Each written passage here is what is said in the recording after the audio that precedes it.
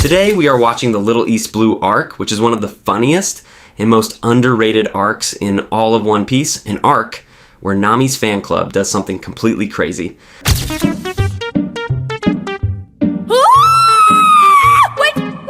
That's the official symbol of our fan club! I'm not bothered by the level of craftsmanship, but why is it naked? Where people literally rush just to get Zoro's autographs. This is the pirate hunter Zoro. What? Nobody cares! Can I have your autograph? And where Luffy, Zoro, and Sanji all end up beaten up and hanging from a tree like it's nothing serious at all. Stay with us because this is going to be a fun ride you definitely don't want to miss. It's actually beautiful back here! We like to call it Little East Blue. At the start of the arc, we see the Straw Hats fishing while looking hungry enough to not even enjoy it. But by the way, they actually weren't starving at all. For the past few days, they had been eating way too much food already. You don't say, 'cause you look pretty full to me. Our stomachs expanded. That's how heavy my bones have gotten these past few days. That is not how it works. Suddenly, they caught something huge. A bluefin elephant tuna, which is an extremely rare fish. Sanji would absolutely love to cook something like that, but out of nowhere, a giant beetle came flying in, bit the fish, and flew away with it. Everyone gets completely shocked.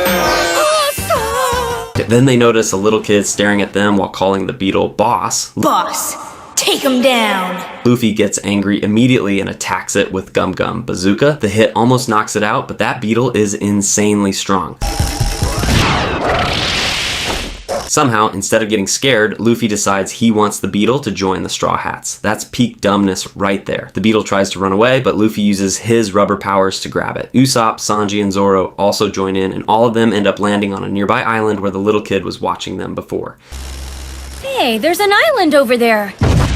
Now Luffy finally gets the chance to ask Boss to join the crew properly, but the little kid gets angry and attacks Luffy instead. But the fight doesn't last long because a bunch of villagers suddenly arrive and recognize the Straw Hats. You folks are from the Straw Hat Pirates, aren't you? Yeah, that's us. Luffy frees Boss after realizing he was stuck in the ground, but the kid still isn't comfortable around them. He keeps hyping Boss up like crazy, so Luffy challenges him to another round tomorrow after he recovers. He's gonna be even stronger than he is now? What, do you want to fight about it? I'll come back tomorrow and we'll try again.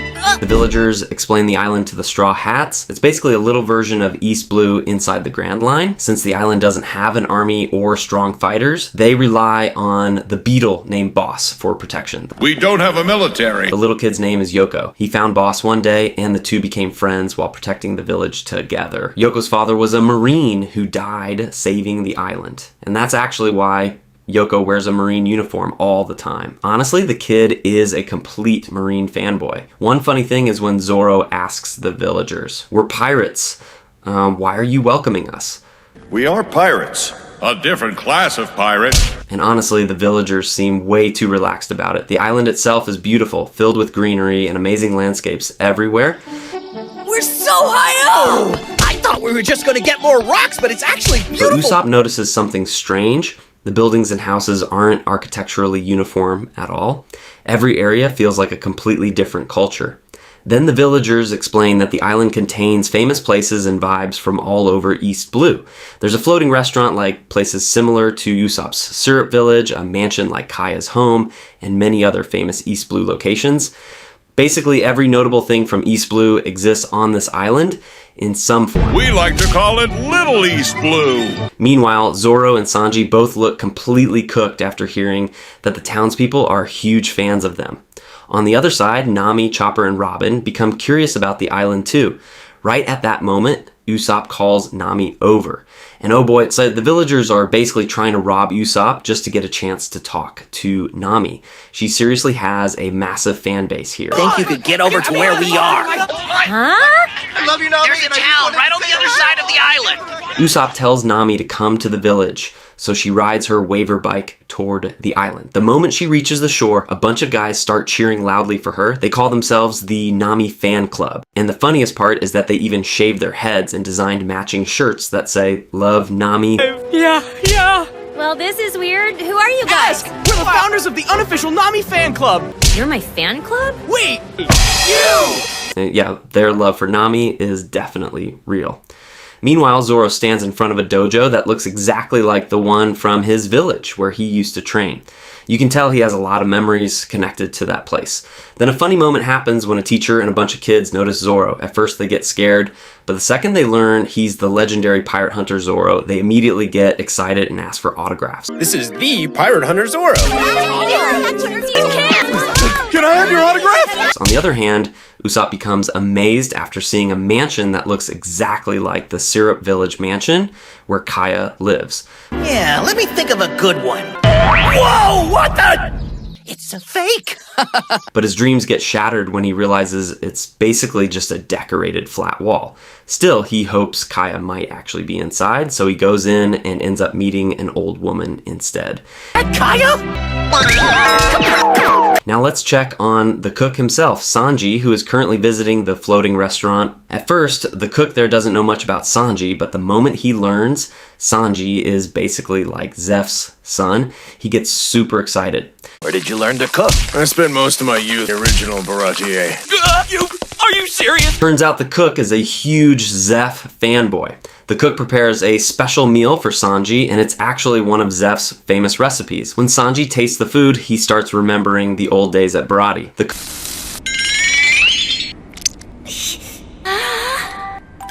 cook nervously asks if the food tastes good, and Sanji compliments him by saying it's even better than Zeph's version. That's honestly one of the biggest compliments Sanji could ever give. It's actually better than Zeph's. You've just made me the happiest man alive! Meanwhile, the old woman recognizes Usopp and immediately warns him not to tell anyone about her past.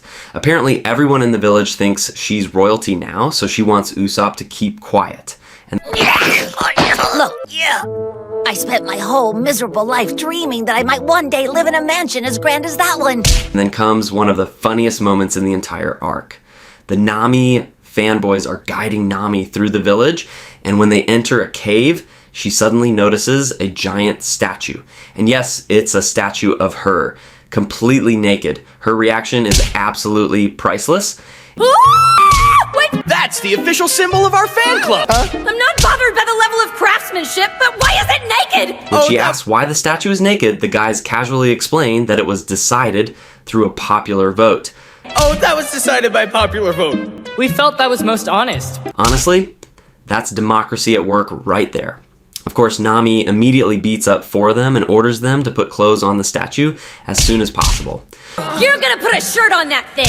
Okay. Meanwhile, the little warrior of the village, Yoko, feels sad because all the villagers seem completely obsessed with the Straw Hats now. Near the island, we finally see the Amigo pirates arriving, and they're planning to attack the village because they want something important. At the same time, the villagers prepare a huge banquet for the Straw Hats, and the food honestly looks amazing. Luffy and Usopp are absolutely destroying the food like vacuum cleaners.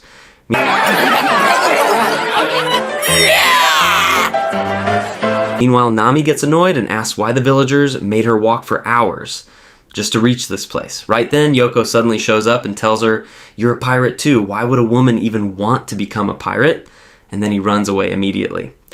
Shouldn't you know better, lady? Why would a woman want to be a pirate in the first place? Who do you think you are talking to Nami like that? Hey, wait! One of the villagers explains that Yoko's father was killed by pirates, which is why he hates them so much. But all Nami says is like, Oh, I see. and honestly, that moment hits deep. Nami also lost her mother because of Arlong, and she once hated pirates more than anyone else. So after such a long time, she finally meets someone carrying the same pain she once had. Suddenly, boom! The Amigo pirates finally attack the village. Before attacking properly, they warn the villagers to hand over the beetle boss. Meanwhile, Luffy is still peacefully eating food like absolutely nothing is happening around him. Then the Amigo pirates fire explosive shots that destroy part of the Baratie restaurant. The cook immediately tries to fight back, but he's way too weak compared to them. That's when Luffy steps in and completely beats up the big guy. While We're here to take that beetle prisoner, not make friends with him! It's not supposed... Zoro and Sanji handle the rest of his men easily. But then Things suddenly change when the leader, Largo, arrives. Largo has the power of the net fruit, and the second he appears, he instantly captures Luffy using a sharp, spiky net that honestly looks super painful. Meanwhile, back on the Sunny, everyone is casually playing card games, and Robin is absolutely unstoppable. Her winning streak is already over 160 games, right? And nobody's that lucky. Is that so? Then you're accusing me of cheating, Frankie. Maybe so. Then they hear the explosion from the village and decide to join the fight too. Back in the village, Largo now targets Zoro and Sanji. Zoro tries fighting back, but it doesn't last long before he also gets trapped inside Largo's sticky net. Then Aw, jeez, way to not get captured! and Sanji rushes in to kick Largo, but somehow ends up trapped inside a shrinking cage instead. And just like that, all three monsters of the crew are captured and hanging from a tree. And at that moment, Boss finally comes out of the jungle to rescue the villagers. At first, he actually puts up a really good fight. But sadly, it doesn't last long before the enemies overpower him too. So Boss decides to sacrifice himself in order to save the villagers. Yoko desperately tries to stop him, but there's nothing he can do. Boss slowly walks toward the cage, ready to surrender himself. But right before he enters it, Luffy suddenly gets furious and punches Boss away.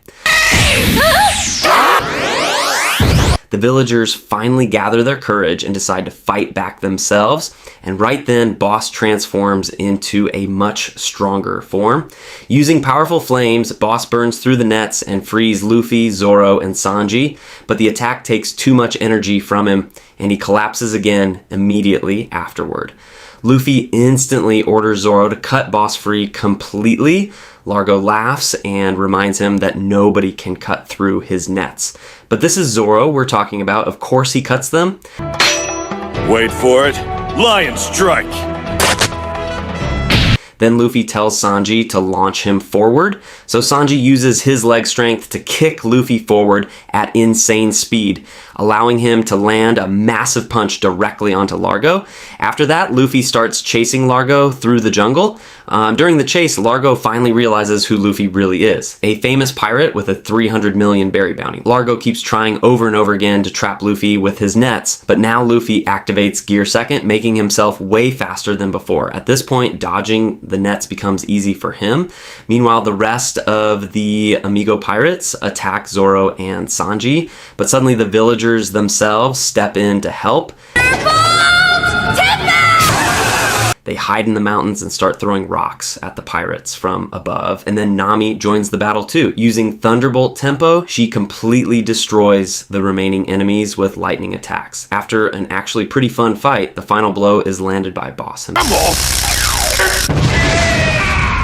But even after all that, Largo manages to capture Luffy again with another net. This time though, Luffy activates Gear Third, and honestly, it looks awesome. The giant attack completely breaks through the net, and Luffy lands a perfect finishing punch that even destroys Largo's submarine. But after the attack, Luffy gets launched high into the sky and starts falling directly into the ocean. Brook immediately runs to save him, but before he can reach him, Boss jumps in first and catches Luffy. The problem is, Brook is also a devil fruit user, so now he starts drowning too, forcing Boss to rescue both of them at the same time. And the funniest part is that while Boss keeps carrying Luffy around, Luffy still wants to continue fighting Boss right there. Meanwhile, Brook is just desperately trying to survive the situation. Sid! Our fight starts right now! I would appreciate it if you'd put me down first. Later on, Yoko sits alone while staring at the horizon. Nami quietly joins him and starts talking to him. She tells him that she also used to hate pirates, just like him once did, but Luffy is different from the other pirates, and finally Yoko begins to understand that. Eventually, it's time for the Straw Hats to leave the island, and of course, the Nami fanboys completely lose their minds while saying goodbye to her. At the very end, Yoko apologizes to Luffy too, and honestly, right? The kid was definitely being a little jerk earlier. Thanks for saving our island! Sorry I was a jerk! No problem at all. That's it for today, guys. Honestly, this filler arc is way better than most people remember, and it's seriously underrated. Comment your favorite moment from the arc and let us know.